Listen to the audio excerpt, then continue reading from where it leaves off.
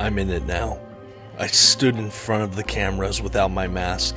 I told the world I was going to transform this city. Bloodhaven is my responsibility. Today on the Comic Book Report, Nightwing Fear State. Stick around and check it out.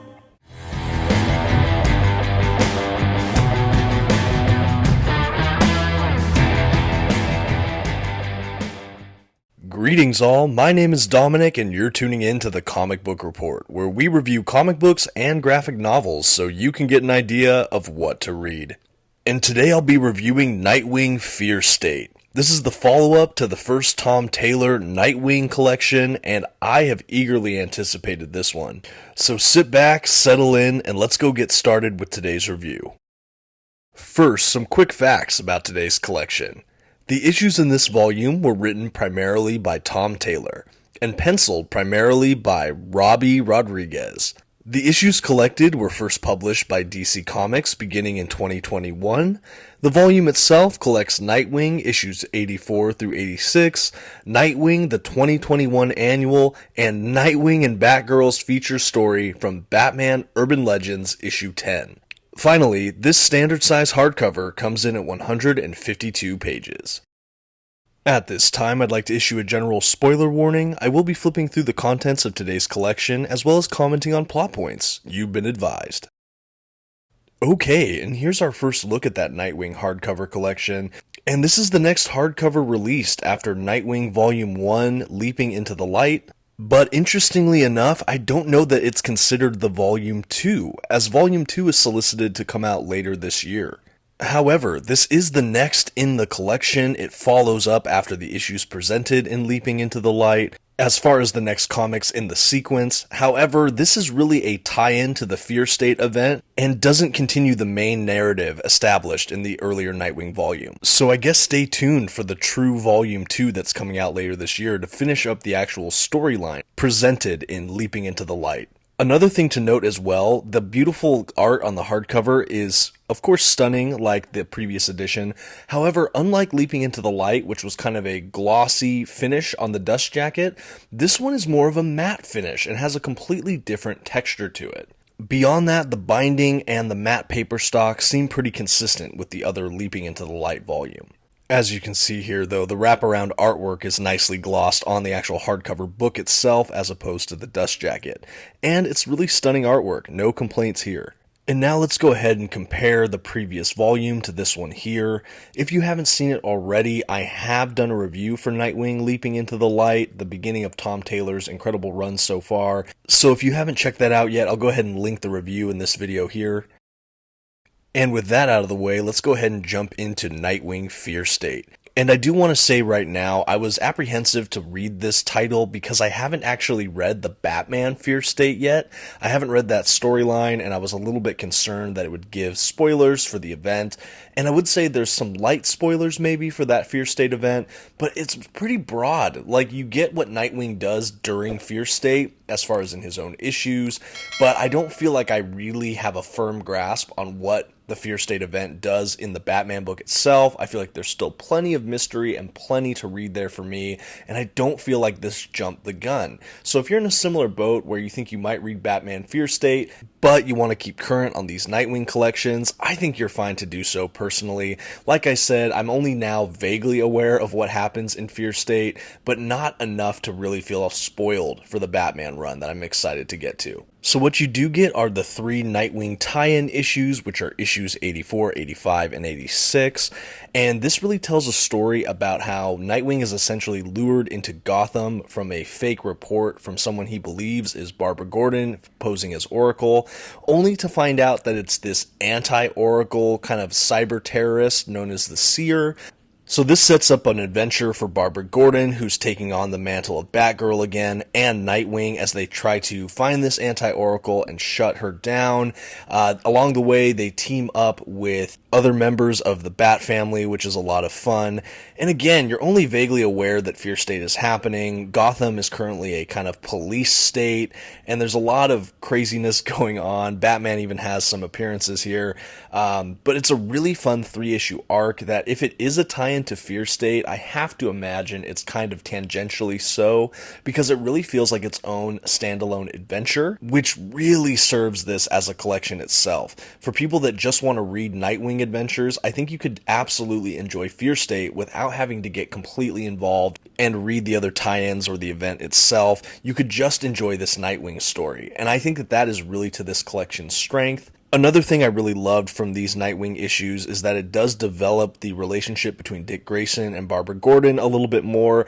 I can tell already that one of Tom Taylor's aims is to get those two back together romantically, and I'm here for it, and there's some fun developments there. I do think overall, however, these issues aren't quite as strong as the story arc he introduced in Leaping into the Light, and it has me eager to get the next volume that presumably picks up that main storyline. This was kind of a side adventure that you could almost slot this volume out, having not read it, and I'm pretty confident that you can just keep reading the Nightwing stories, but this is a fun little sequence of issues here. As far as the art across this collection, it is very consistent and very enjoyable, mostly penciled by Robbie Rodriguez, as I mentioned before, but there's a few other artists on this book. But other than the collection cover art, we don't really get any Bruno Redondo artwork like we got in Leaping into the Light. And for me, that art was so just standout and stunning that I think the art in here is fantastic, but it's just not Bruno Redondo's stuff. And so I'm super eager to see more of his work and hopefully the next volume. But it's, like I said, still really good art. You can see it here. It might not be to your taste, but I still think it's pretty consistent to what we're seeing in Nightwing in general. Just maybe doesn't have that Redondo touch, in my opinion. As far as the printing goes as well, there is a bit of gutter loss. You know, it has that same kind of binding as the last book. So a lot of the images or text that might be too close to the gutter, it gets a bit difficult. You know, you feel like you have to really stretch the pages out. And I don't love that, but it's also not the worst I've ever seen. There's definitely collections I've had that are way worse. And I feel like most of the meat of the story is not in that gutter zone. But, you know, buyer beware. Take a look at the videos here and kind of make your own conclusions on if this is worth a pickup. Personally, I think it's worth it, and I was really happy to have this in my collection. As far as the paper stock being a matte, I always prefer glossy myself, and I've noticed that especially DC seems to be rolling out so many more matte collections rather than glossy. But I have to say that the quality of the matte printing is getting just better and better over here at DC. The images are gorgeous, very sharp, well reproduced in my opinion. They're even better lighting sometimes for these videos. There's not as much glare. So I do really like it. I still prefer my glossy print, like kind of archival paper, but for a matte paper, it's hard to do better than this, in my opinion. And I know some people out there prefer that kind of matte paper, feeling like it's more of the traditional kind of print style when they think comics.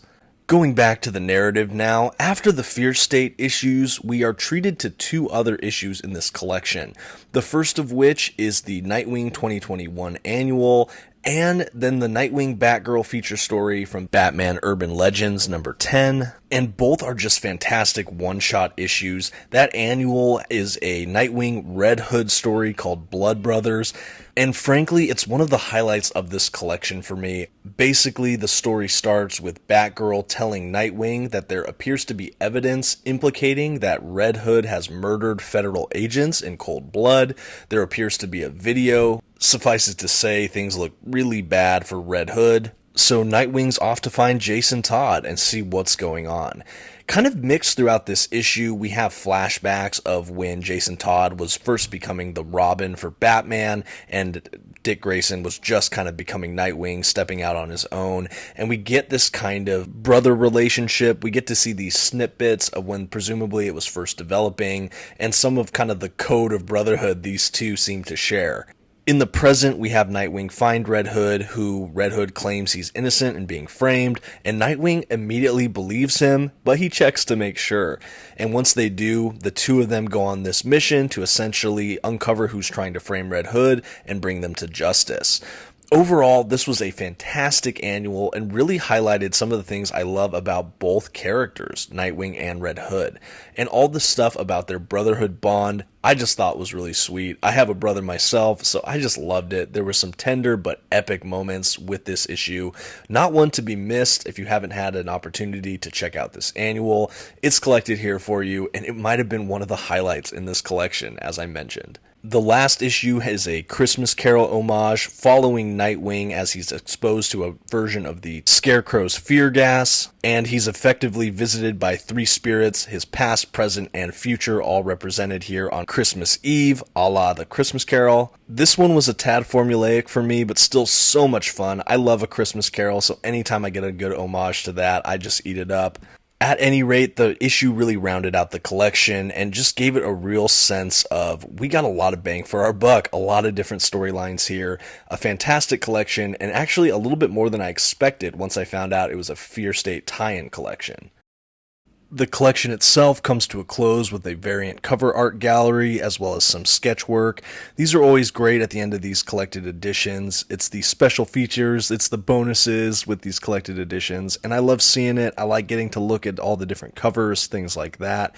And this collection's no different. Overall, like I said, very pleased with the presentation of this Fear State Nightwing edition, but I can't wait to get back to the main storyline. And with that, we're about to bring this collection to a close, and so I think the only thing left to do is give Nightwing Fear State a grade.